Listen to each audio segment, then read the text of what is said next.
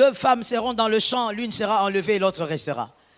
La Bible dit, un couple sera sur le lit, l'un sera enlevé, l'autre restera. L'Écriture est en train d'insister sur le fait qu'il y aura 2 personnes, l'un enlevé, l'autre restera. Pourquoi? Parce que la Bible veut dire, peu importe la proximité que tu auras avec un enfant de Dieu, ce n'est pas ça qui va te sauver. La foi de ton mari ne te sauvera pas. Ça ne te sauvera pas. La foi de ta femme ne te sauvera pas. C'est ta foi. Et donc fais attention, je te répète encore la phrase, es-tu prêt? Ça peut arriver à n'importe quel moment. La deuxième catégorie qui restera, les candidats de l'enfer. Ceux qui sont condamnés à aller en enfer, eux resteront parce qu'ils n'entendront rien. Pendant que nous, on entend une trompette, on entend un sifflet, eux n'entendent rien. Ils ont refusé de choisir Jésus. Ils ont préféré beaucoup d'autres choses de ce monde. Ils ont préféré croire que Dieu n'existe pas. Jésus n'est pas le chemin. Le chemin, c'est les grands-pères, c'est la grand-mère, c'est la tantine. Ils ont préféré croire en des fables. Eux resteront. Ils n'entendront même pas la trompette au fait. Et avant de passer, l'explication importante à écrire, ceux qui resteront vont constater justement la disparition des élus. Ils vont constater qu'il y a des gens qui ont disparu. Ils vont remarquer que la tantine là, on ne la voit plus. Elle est où? Vous la cherchez dans le quartier, elle n'est plus là. Vous pensez qu'elle s'est perdue. Non, ils sont partis. Nous sommes partis. Oui, jamais rater le ciel, frère. Nous sommes partis. Vous constatez que, mais mon fils était dans la chambre ici, il jouait au PlayStation. Où est-ce qu'il est parti? Ton fils n'est pas là. La chambre est vide. Il n'est pas sorti du salon, mais il est parti. Tu commences à paniquer, mais il est parti où? Tu appelles ton mari, et toi et ton mari, restez. Maintenant, seul Dieu sait, entre vous deux, qui ira en enfer et qui passera par le feu. Le ciel est une réalité. Et je veux mieux le dire, l'enlèvement est une réalité. Es-tu prêt? Colossiens 3,4. Colossiens 3,4. Quand Christ, votre vie paraîtra, alors vous paraîtrez aussi avec lui dans la gloire. Donc, c'est pourquoi une écriture dit, ça va se passer comme un clin d'œil, parce que dès que Christ paraît sur les nuées, la sonnette s'est déjà fait annoncer et les élus, nous le rencontrons avec vitesse. Comme lorsque tu clignes l'œil, la rapidité de l'œil qui se cligne, nous rencontrons le Seigneur dans la gloire. Nous nous retrouvons là tous dans la gloire avec lui. Il n'y aura pas d'avion qui va t'amener. L'esprit sera connecté au Père de gloire. Et on se retrouve là dans la gloire avec lui. Es-tu prêt? L'évangile n'est pas une distraction. Je répète ça parce que tu dois dire 3 amen. L'évangile n'est pas une distraction. L'évangile n'est pas une perte de temps.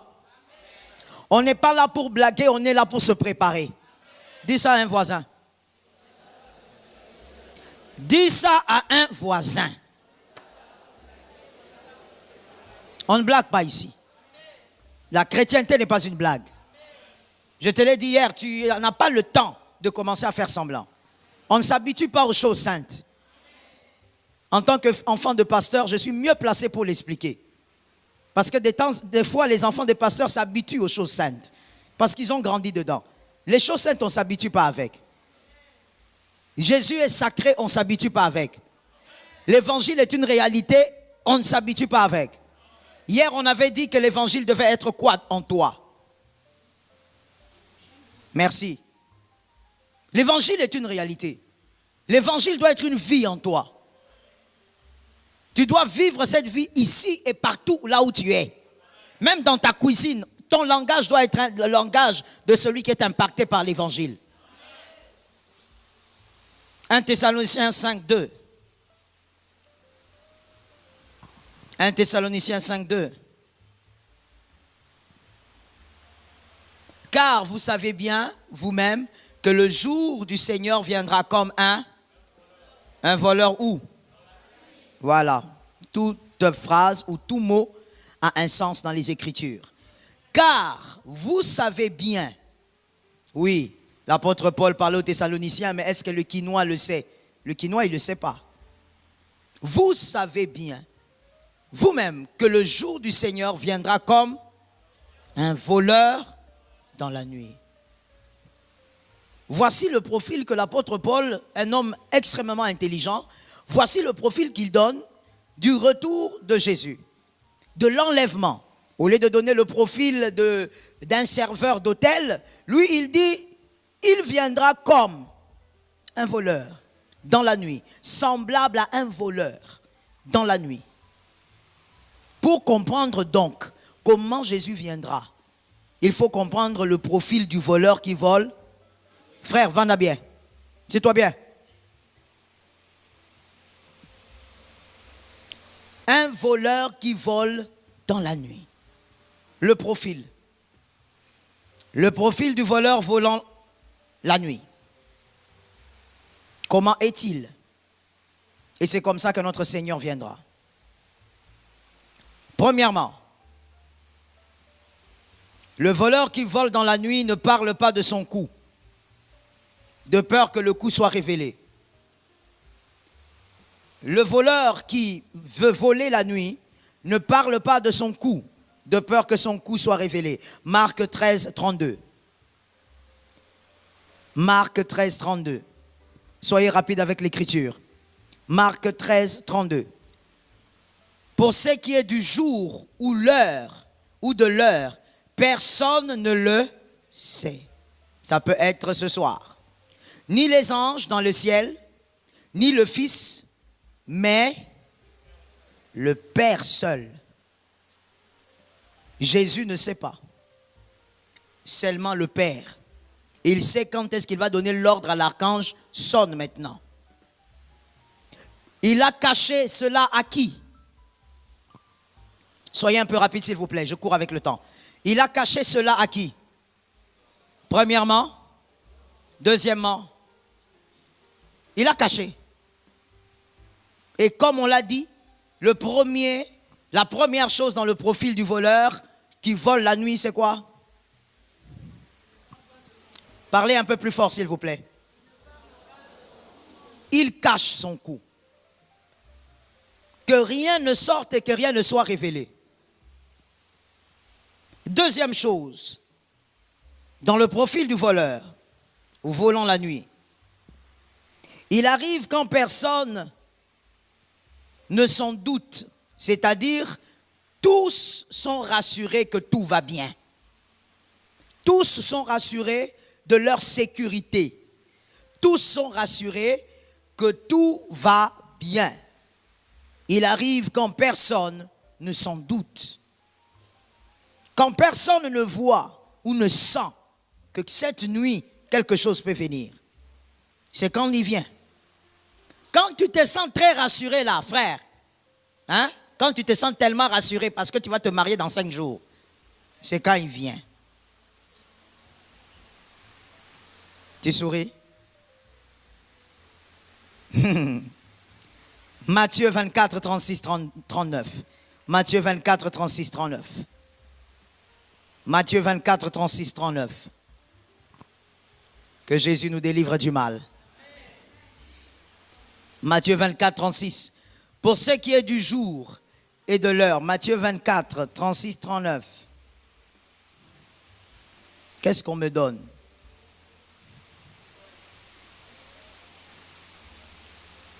Donnez-moi le 37. Ce qui arriva du temps de Noé arrivera de même à l'avènement. Yes. Mon frère, il faut bien écouter. Tu as quitté ta maison ce matin, il faut que tu entendes bien ce que Jésus a à te dire. Tu ne peux pas mourir et rater l'enlèvement. C'est ça. Parce que tu peux aussi mourir avant l'enlèvement. Mais tu ne peux pas rater l'enlèvement, au fait. Il faut que tu saches, mort ou vivant, Tu ne dois pas rater. Relocalise-moi quelqu'un, dis-lui, tout ne s'arrête pas ici, frère. Il faut savoir ça. Il faut arrêter d'entrer dans les... Tout ne s'arrête pas. Cela arrivera comme au temps de qui? De Noé. Mais qu'est-ce qui arriva au temps de Noé? 38. Car dans les jours qui précédèrent le déluge, c'est ce qui arrivait dans le temps de Noé. Les hommes mangeaient. Et faisaient quoi? Ils mangeaient et quoi? Et buvaient. Même les Haguenais. Ils buvaient. Ils étaient à l'aise. Et la troisième chose que vous aimez beaucoup, c'est quoi? Ah, c'est pourquoi je t'ai dit ça, tu as souri. Tu vas te marier, tu dis oui, j'ai le projet du mariage. Qui te dit que Jésus ne viendra pas avant? Il est possible qu'il vienne avant. Et les insensés disent, comment il va venir avant que je me marie d'abord? Toi, tu comprends ce que tu dis? Est-ce que tu comprends ce que tu dis? Seulement, il y a une réalité. Ce que tu ne connais pas, tu ne peux pas l'apprécier. Toi, tu crois que tout ce que tu connais là, ce que tu vois sur terre là, c'est excellent. Parce que tu n'as jamais vu ce qu'il y a au-delà. La gloire de là, l'apôtre Paul dit, ce n'est pas à comparer avec ce qu'il y a ici. Dans le mariage, là où tu vas entrer, on va te blesser jusqu'à mourir. Tu étais entré avec un bon cœur, tu es là-dedans, ton cœur souffre. Parce que le mariage te blesse tous les jours. C'est ça que tu veux comparer avec le ciel.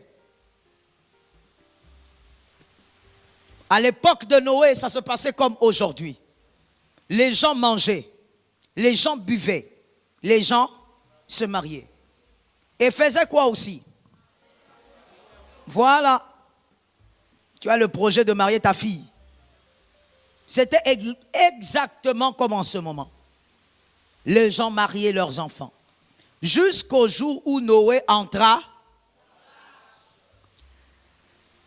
Pendant que Noé est en train de faire ces choses, les gens mangent, boivent, se marient et font marier leurs enfants. Et comme aujourd'hui, vous buvez, vous mangez, vous mariez vos enfants et vous vous mariez. Alors que la trompette va bientôt sonner. Et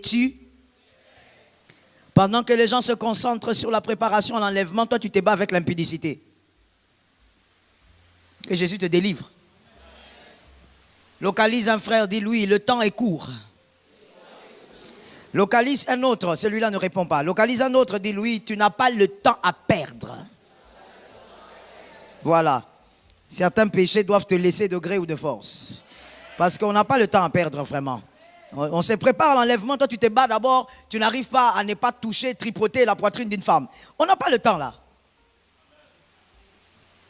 C'est le moment de te préparer pour le ciel.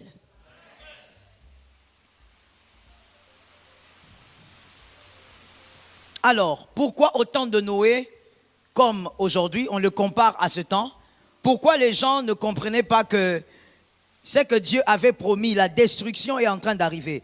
Pourquoi ils sont tous morts? Pourquoi c'est tellement choquant? Pourquoi les animaux ont été sauvés alors que les humains ont été détruits? Les bêtes, des fois tu regardes, tu dis, oh les bêtes ils ne réfléchissent pas. En réalité, c'est qui est faux. Hein? Ils ont leur manière de réfléchir. Oui. Mais ils ont été sauvés. Les humains sont morts, les bébés sont morts, les femmes enceintes sont mortes.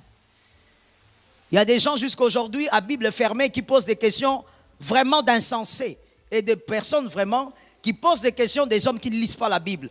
Est-ce que vous croyez que l'enfer est une réalité? Est-ce qu'un Dieu bon comme lui, il peut laisser vraiment les petits-enfants ou les femmes, les hommes mourir en enfer? Qu'est-ce qui s'était passé pendant l'époque de Noé? Ce n'était même pas dans l'éternité, c'était sur la terre. Ils sont tous morts. Les déluges a emporté tout le monde sauf la famille de Noé. Dieu était où? Il était imperturbable sur le trône. Avant Sodome et Gomorrhe, il y avait d'abord ça. Donc il ne faut pas croire que les compassions de Dieu empêchent sa punition. Les compassions de Dieu n'empêchent pas sa décision. Donne un autre amen. Parce qu'il y a quelqu'un qui doit être délivré du mal. Donne un autre amen. Les compassions de Dieu n'empêchent pas sa discipline. Il t'aime, mais il a une discipline. Tu dois croire pour être sauvé. À l'époque de Noé, on a détruit. Monsieur, déplace-toi. Déplace-toi. Viens t'asseoir ici. Mets-toi là, que je te voie et que tu écrives. À l'époque de Noé, c'était la même chose. Les gens pensaient qu'il y avait le temps. Parlons un peu aussi, nous sommes dans le profil de quoi? Nous sommes dans le profil du... Alors, parlons un peu de l'attitude des hommes qui vivaient à l'époque de Noé, qui est la même attitude aujourd'hui. Parce que l'apôtre Paul a dit, ça sera exactement comme à l'époque de Noé. Parlons de leur attitude. On y va. La première attitude qu'ils avaient et que nous avons aujourd'hui. L'interpellation avait duré et donc l'imminence de la venue avait perdu sa force auprès des hommes. L'interpellation avait duré et donc l'imminence de la venue avait perdu sa force auprès des hommes. Je reprends la phrase pour la dernière fois. L'interpellation avait duré et donc l'imminence de la venue avait perdu sa force auprès des hommes. La chose qui avait fait que tous les hommes périssent à l'époque de Noé, c'est que Noé avait dit pendant longtemps, Dieu va punir avec la pluie. Ezoyate. Dieu va punir avec la pluie. Ça ne vient pas. Dieu va punir avec la pluie. Les hommes ont tellement attendu la pluie n'est pas venue. Et qu'est-ce qui s'est passé? Ils ont considéré que cette chose-là n'arrivera pas. C'est ce qui se passe aujourd'hui. Merci. C'est ce qui t'arrive. C'est pourquoi les choses de Dieu, tu prends ça à la légère. C'est pourquoi tu te justifies dans les choses de Dieu. Parce qu'on t'a trop répété. Et tu as lu dans les Écritures. On a annoncé la venue de Jésus depuis. Comme il ne vient pas, c'est que notre génération passera aussi. La même attitude a fait mourir des hommes. Tu risques de rater l'enlèvement à cause de cette attitude-là. La Bible dit qu'il faut vivre tous les jours en préparant ce jour-là. Voilà pourquoi je disais tout à l'heure, tu ne peux pas te battre avec l'impudicité que Jésus te délivre du mal.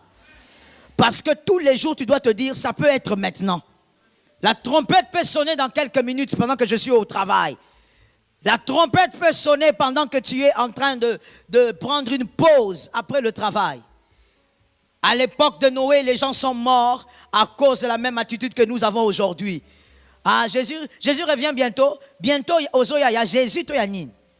Quand tu dis ça, qu'est-ce que tu veux dire? Tu veux dire qu'on a trop parlé de ça, il a duré. On ne sait plus si le bientôt, là, c'est quel bientôt. Mon frère, c'était la même attitude avec les autres. Ils sont morts. Je ne sais pas si toi, tu vas mourir. Je ne sais pas si toi, tu vas rater le ciel. Parce que les autres aussi, à l'époque de Noé, avaient réfléchi exactement comme toi. Tu dois t'apprêter tous les jours. Est-ce que je parle à quelqu'un sérieusement? Que Jésus m'entende et que Jésus me voie en train de faire mon travail. Et que le sang ne retombe pas sur moi. Les humains, comme on l'a lu tout à l'heure, s'est marié, ils buvaient. Parce qu'ils disaient, je veux vieillir. Comme s'il avait payé quelque part et on lui a donné la facture de la vieillesse. On ne t'a jamais donné la facture de la vieillesse.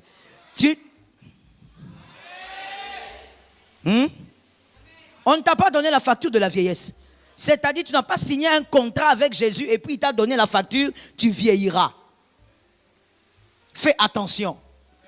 Que ce qui est arrivé aux hommes à l'époque de Noé ne t'arrive pas. Et tous les jours, tu dois vivre selon cette interpellation. Jésus revient. Lorsque tu causes avec tes collègues au service, que cette interpellation soit dans ta tête. Ça peut arriver pendant que vous parlez. Mais à l'époque de Noé, ils se sont dit, Noé a parlé, ça fait déjà 5 ans.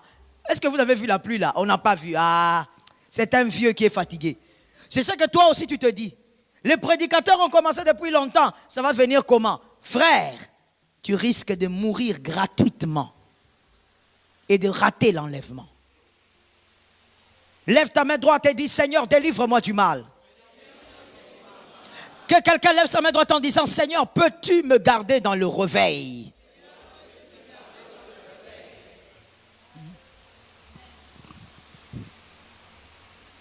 La deuxième attitude que ces hommes avaient et que aujourd'hui les chrétiens ont. Rien ne change dans le ciel, puisqu'on parlait de la pluie à l'époque de Noé. Il regardait le ciel et il disait, rien ne change dans le ciel, il n'y a aucun signe dans le ciel pour inquiéter les hommes. Il n'y a aucun signe. On a dit que dans le ciel, l'eau va descendre et nous détruire, mais nous ne voyons rien. Tous les matins, il n'y a aucun signe dans le ciel. Tout agit et réagit comme toujours, et donc rien n'arrive. Tout agit et tout réagit comme toujours, et donc rien n'arrive. Tout agit et tout réagit comme toujours, et donc rien n'arrive. Voilà l'erreur des hommes de l'époque de Noé et aujourd'hui les chrétiens. Tu te réveilles le matin, tu dis voilà, tout est normal, tout se passe comme d'habitude. Je suis en train de souffler mes bougies chaque année, donc tout est normal. Localise quelqu'un, dis-lui non, tout n'est pas normal. Localise un autre, il ne faut pas localiser la même personne qui ne réagit pas. Localise un autre et dis-lui, l'horloge est en train de tourner. Tout n'est pas normal. Tout n'est pas normal. Lorsque tu lis l'écriture aujourd'hui, tu dis, oh, mais comment les gens de l'époque de Noé étaient insensés comme ça? Alors que c'est exactement ce que nous faisons aujourd'hui.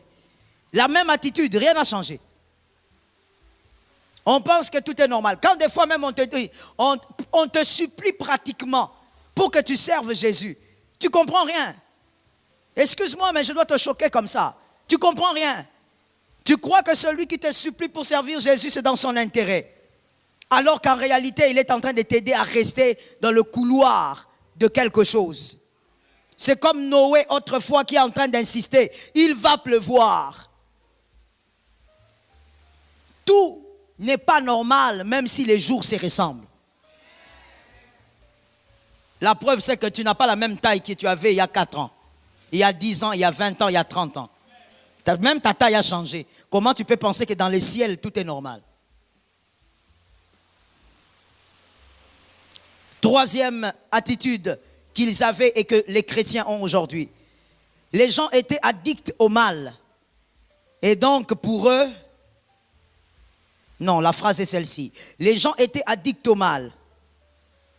Le mal était en eux et avec eux. La vérité n'avait plus sa force. Les gens à l'époque de Noé, comme aujourd'hui, étaient addicts au mal. Le mal était en eux et avec eux.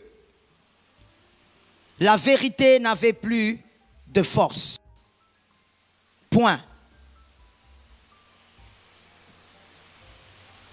À la ligne, le mal et le mensonge étaient l'apaisement des hommes. Le mal et le mensonge étaient l'apaisement des hommes. Comme je le disais avant de commencer l'enseignement, si on avait dit aux gens, on va sortir des serpents de vos corps, les gens auraient rempli même le parking. Pourquoi? Parce que les gens aiment le mensonge et les gens aiment le mal. Le mensonge, quand je parle simplement de cet exemple, le mensonge dans cet exemple, c'est quoi? Jésus ne délivre pas celui qui n'a pas été racheté. Le rachat pour Jésus est plus important que ta délivrance physique. Je reprends ça parce que le voisin n'a pas entendu. Le rachat de ton âme est plus important pour Jésus que la délivrance physique. Ainsi, Jésus peut rencontrer quelqu'un sur le lit d'hôpital et le laisser mourir. Non, pourquoi Jésus ne l'a pas guéri? Parce que le deal de Jésus n'est pas ton deal. Pour toi, il faut vivre. Pour Jésus, il faut être sauvé. Qui n'a pas entendu? Pour toi, il faut vivre sur terre. Pour Jésus, ce qui compte, c'est être sauvé. Donc, il peut rencontrer ton grand-père, ton père, ton frère à l'hôpital. Il reçoit Jésus. Et puis, Jésus permet sa mort. Parce que pour lui, la vie qu'il a reçue est plus importante que la vie qu'il va passer avec vous. Dis à ton frère, l'éternité est plus importante que la vie terrestre. Et les gens sont aujourd'hui addicts au mal. Au mal. Lorsqu'on fait les mankiona, c'est-à-dire des faux miracles, les gens aiment. Les gens aiment le spectacle. C'est le mal. Le mal, malheureusement, dans certaines églises. Lorsqu'on dit aux gens, venez, on va vous nettoyer, on va nettoyer toutes les filles célibataires. Elles vont entrer dans une douche quelque part là derrière. On va les laver une après l'autre. Jusqu'au parking, ça sera plein. Prenez la demoiselle, mettez-la devant ici. Mademoiselle, viens ici. Oui, toi. Mets-toi là. Lorsqu'on dit, venez, on invite toutes les filles. J'ai vu quelque chose comme ça à Kinshasa. Ben, je ne sais pas, je ne veux pas appeler ça église. Quelque part. On dit à toutes les filles célibataires, amenez vos caleçons, on va mettre ça dans l'huile. Et toutes les filles ont accouru. Il y a un homme de Dieu qui a, comme aujourd'hui évidemment c'est le monde des médias, il y a un homme de Dieu qui a vu l'un de ses fidèles. Il m'a montré, il m'a dit, maman Joël, regarde, la photo, elle est là-bas. J'ai dit, elle est là-bas. Fais ce que tu dois faire, frère. Il a appelé sa fille, il a dit, je te chasse. Elle est allée là-bas, elle a amené son calbar pour que cet homme touche d'abord tous les calbars. D'abord, toi, comment tu peux porter un calbar qu'un gars a touché? Tu me regardes comme ça alors que tu aimes le mal.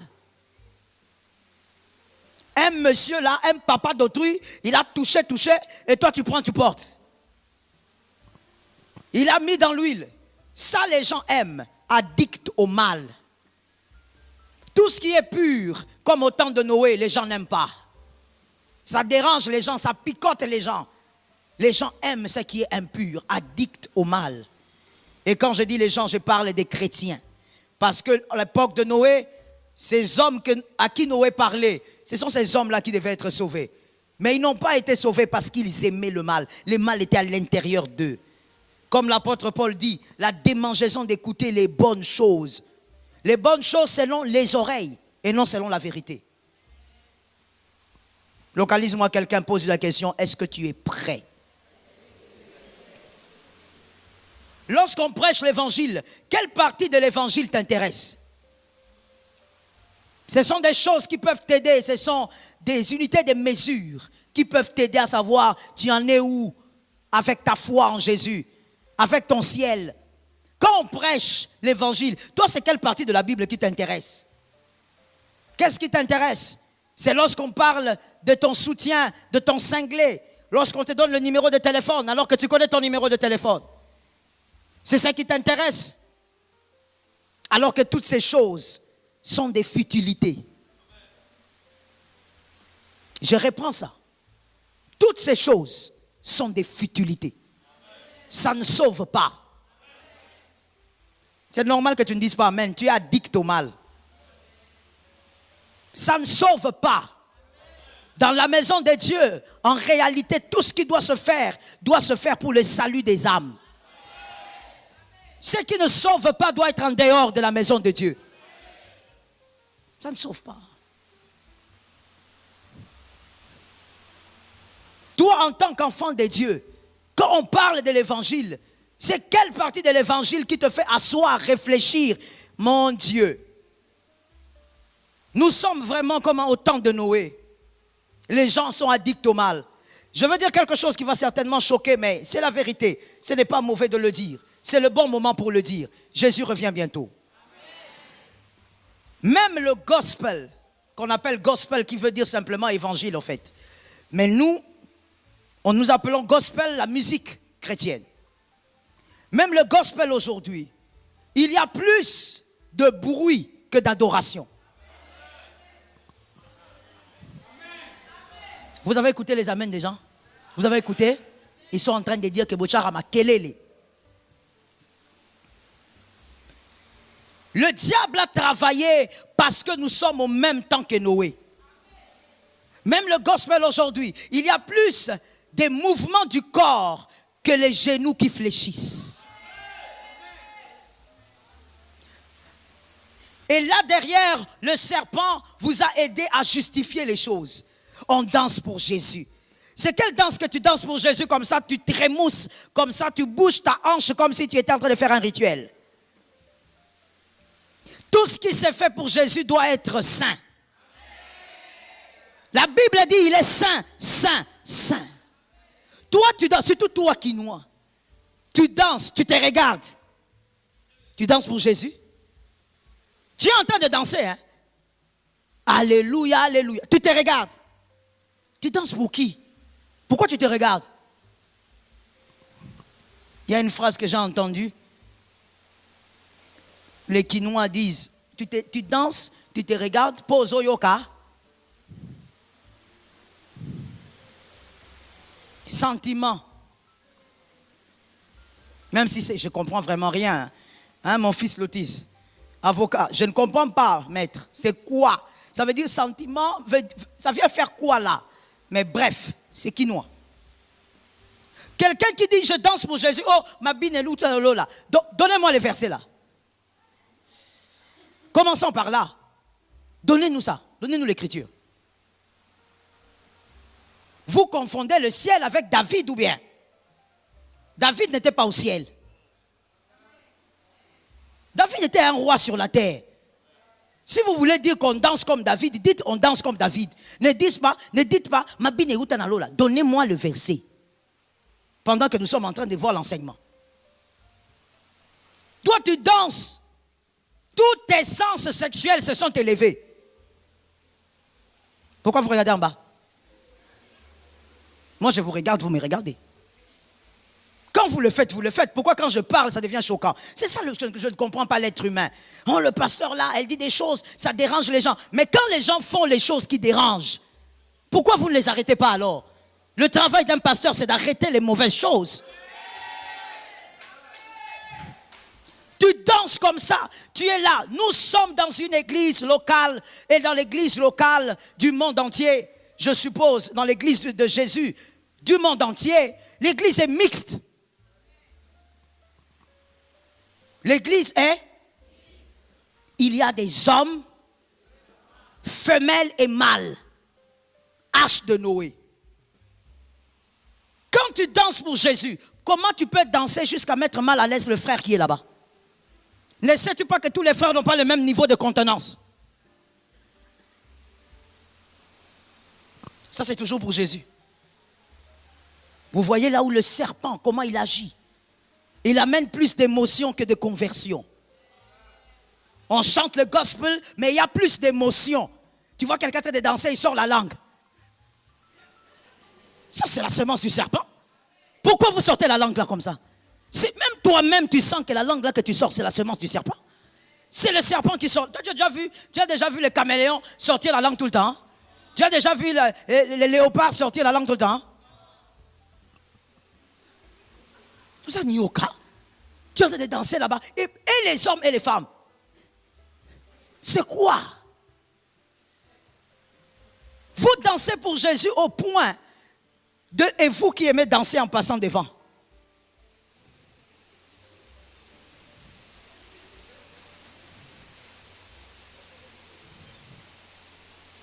Tu te reconnais?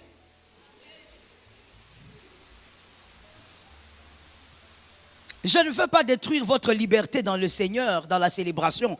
Mais sachez que quand vous passez devant, nous sommes une église mixte. Il y a des hommes et des femmes. Tu n'es pas bien habillé, danse un peu là-bas au coin et danse avec la langue là-bas derrière. On va danser, on va célébrer, on dit qu'on célèbre Jésus, mais vous êtes tellement en train de danser selon la chair, pour le plaisir de la chair, que quand on finit, on dit maintenant on va adorer. Le pasteur fournit beaucoup d'efforts pour que certains frères entrent dans l'adoration. Les frères n'entrent pas. Frère, adore. Ah, Seigneur. Tu vois seulement les frères commencent à aller aux toilettes. Beaucoup de tours. Vous croyez que je ne vois pas ça? Nous, on fait l'adoration ici. Mais la file des gens qui vont aux toilettes dans les cultes, les frères, vous les avez mis mal à l'aise. Dans l'église de Jésus, tout est saint. Donne-moi un amen, je sais que tu es blessé. Donne-moi un amen, je sais que tu es blessé. Trop d'émotions. Même dans l'évangile chanté, le diable est entré comme à l'époque de Noé. Qui est le mal dedans. Que les gens soient en train de crier, mais jamais en train de pleurer pour la repentance de leurs péchés. Mais tu vois les gens crier, Tozui. Que je t'entende ici. Que j'entende. Nguluma, Kuluta. Qu'est-ce que c'est? C'est quoi? On est où? L'époque de Noé, addict au mal. Tu vas écouter quelqu'un sortir, surtout celui qui est habitué, qui s'est habitué à Dieu. La sémence des gens qui ont été détruits à l'époque de Noé. On sort d'un culte, on est venu faire un culte à Dieu. C'est à Dieu, ce n'est pas à un homme. Mais tu vas l'entendre sortir là-bas en train de dire, les chansons qu'ils ont chantées font dormir. Toi, tu crois qu'on chante pour toi? On ne chante pas pour toi. On chante à la gloire de Dieu. Et tout ce qu'on doit élever ici doit être à la gloire de Dieu. Mais tu entends dans l'église, on est en train de soi-disant célébrer. Non, le mal est entré. Les gens sont devenus addicts au mal. Zoa, Mema, Tokomina Poto. C'est quoi tout ça? Addict au mal. Quand les gens maintenant, on veut ramener la vérité. Les gens sont dérangés par la vérité. Même dans la musique, la vérité dérange. Quand on chante une adoration qui touche les cœurs pour guérir les cœurs, les gens sont là en train de regarder les plafonds. Les gens regardent à gauche, les gens regardent à la porte. Qui est venu, qui n'est pas venu. Les gens sont dérangés par la vérité. Les gens préfèrent le mal. Les gens sont devenus addicts au mal. Et tout celui qui dit la vérité est à lapider. Comme à l'époque de Noé. Tout celui qui dit la vérité est à lapider. On écoute seulement les pasteurs qui racontent un peu n'importe quoi. Parce que ça fait plaisir aux oreilles. Parce qu'on justifie son péché. Oui, vous n'avez pas écouté. Tel pasteur a dit, la grâce. La grâce, elle est là. On ne doit pas fournir d'efforts. Parce que ça justifie ton impudicité. Tu aimes ça. Ça justifie ta masturbation. Tu aimes ça. Mais là où on te dit tu iras en enfer, tu dis c'est la condamnation. Qui vous a appris que celui qui prêche sur un pupitre condamne?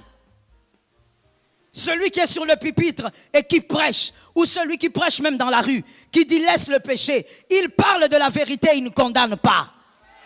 Donne-moi un autre amen. Aujourd'hui, la vérité est appelée condamnation.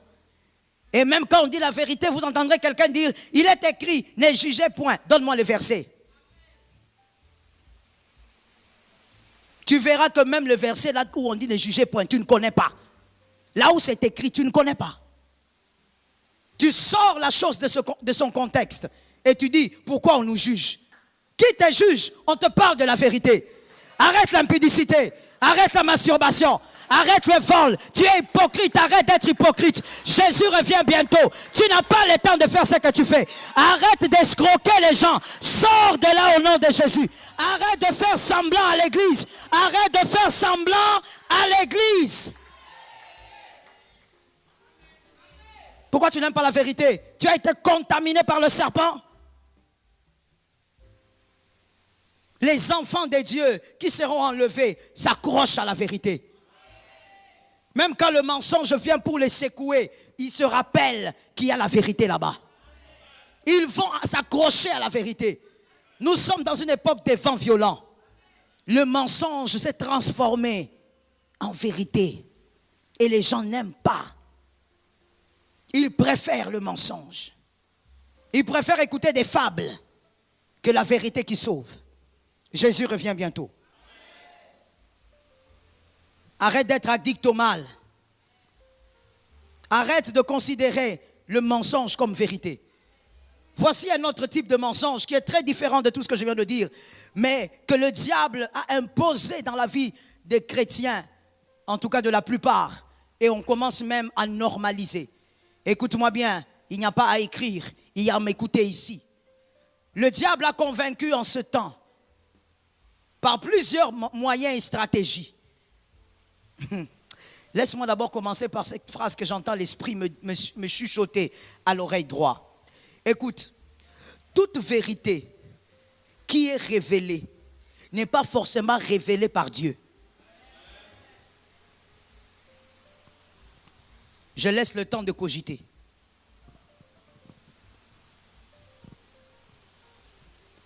Toute vérité qui sort et qui est révélée n'est pas forcément révélée. Aide-moi à dire ça à quelqu'un. Non, tu as dit une autre phrase. Répète bien la phrase qu'on a dite là. Dis ça, voisin. Il y a des vérités que le diable fait sortir pour disperser les gens. Maintenant, tu as compris? Il y a des vérités, c'est une vérité. Mais le diable a fait sa sortie. Parce qu'il sait que si cette vérité-là sort, les gens ne vont pas s'unir, ils vont se disperser. Attention. Attention. Voici l'exemple que je voulais donner d'un mensonge. Et aujourd'hui, les chrétiens ont des éléments pour se convaincre que c'est comme ça. Le diable a distillé quelque chose en ce temps de la fin. Que tout mariage est malheureux. Ce que je dis là, vous ne connaissez pas ça. Que tout mariage est, qu'il n'y a pas d'homme marié heureux, qu'il n'y a pas de femme mariée, que tous font, alors tu connais. Tu as bien complété, donc tu connais. Et l'élément utilisé, le plus puissant du moment, les réseaux. On vous dit, vous voyez, Bassou fracas, Bassa la rani. Et ce qui est choquant, c'est que même les enfants de Dieu sont derrière ça. J'étais toujours dit, et de plusieurs manières, le faux dollar n'exclut pas le vrai. Est-ce que quelqu'un m'entend bien? Et puis, ce n'est pas le jour où je dois parler du mariage, mais puisque je parle d'un mensonge qui doit être éradiqué de ta vie et de ta tête, parce que c'est les serpents qui l'imposent, est-ce que Dieu peut créer quelque chose et cette chose, toute personne qui la vit est forcément malheureuse? Tu parles de quoi? Et on utilise des éléments tellement insensés. Et là, vous voyez les chrétiens aussi en train de réagir. Vraiment, c'est vrai, merci. Ton intelligence est allée en voyage? C'est allé en voyage. Avoir un mariage heureux ne veut pas dire ne pas se disputer. Mais de quoi vous parlez? Parce que même avec tes propres frères, Botswana, d'ailleurs comme tu es là, si je te demande bien, il y a des frères biologiques avec qui tu ne causes pas. Vous êtes fâchés. Même avec ton propre frère, il y a des disputes. Et maintenant l'enfant d'autrui. Le bonheur ne veut pas dire ne pas se disputer. Le bonheur ne veut pas dire ne pas avoir des mésententes. Oui, on peut être amoureux, je vais utiliser les mots communs. On peut être fou amoureux de son mari, avoir des problèmes, se fâcher et sortir dehors. Et après, il te récupère, il te ramène. Vous avez vu la sortie et vous avez dit à Abomoni, Bazalarabangon sont malheureux. Mais la rentrée, vous n'avez pas vu. Quand tu lis des choses, quand tu vois des choses même sur les réseaux, ne fais pas voyager ton intelligence. Il faut quand même garder l'intelligence que Jésus t'a donnée. Même le peu là. Et avec ces mensonges, beaucoup de jeunes gens entrent dedans en disant, de toutes les manières, personne n'est heureux, je vais prendre ma sorcière et je vais vivre avec. Le mariage va te tuer si tu ne fais pas attention.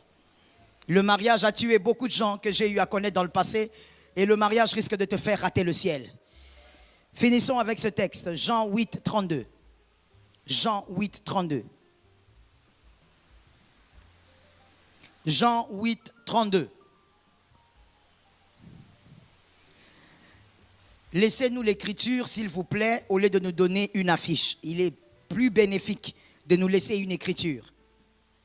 Jean 8, 32. Vous connaîtrez la vérité. Et la vérité, vous connaîtrez Jésus, c'est Jésus qui vous délivre. Il est la vérité. Vous connaîtrez Jésus et c'est Jésus qui vous libère. Et Jésus va vous révéler aussi d'autres vérités qui vont vous libérer. Car Jésus est un guide. Est-ce que quelqu'un m'entend? Écris cette phrase. C'est la dernière pour ce matin, je pense. Christ a pour but de guider l'homme. Le mensonge a pour but de contrôler l'homme. Christ a pour but de guider l'homme. Le mensonge a pour but de contrôler l'homme. Le mensonge contrôle, la vérité guide. La vérité ne contrôle pas. La vérité guide, oriente. Voilà pourquoi si tu ne veux pas, le Christ ne te force pas. Mais les mensonges contrôlent l'homme, contrôlent son mental, contrôlent son corps. Le mental contrôle, la vérité guide. Que Jésus te donne la victoire. De là où tu es, tu peux te tenir debout et tu vas prier contre cet esprit du temps de la fin. L'esprit qui a opéré au temps de Noé. L'esprit du mensonge, l'esprit du mal. Tu dois vaincre au nom de Jésus. Il est écrit, celui qui persévérera jusqu'à la fin sera sauvé. Tu dois vaincre. Malgré le vent violent du mensonge, tu dois rester toujours sur la vérité. My God, n'oublie jamais la vérité même si le mensonge est nombreux. Je répète ça encore, n'oublie jamais la vérité même si le mensonge est nombreux. Sois debout rapidement s'il te plaît. Lève ta main droite. Lève bien ta main droite. Nous n'allons pas prier, nous allons ordonner. Nous n'intercédons pas, nous ordonnons. Nous allons ordonner 3 fois au nom de Jésus de Nazareth que le mensonge ne contrôle pas ma vie. Je suis un sauvé. Est-ce que tu as bien entendu? Au nom de Jésus de Nazareth, que le mensonge ne contrôle pas ma vie. Je suis un sauvé. On y va. 1, 2, 3.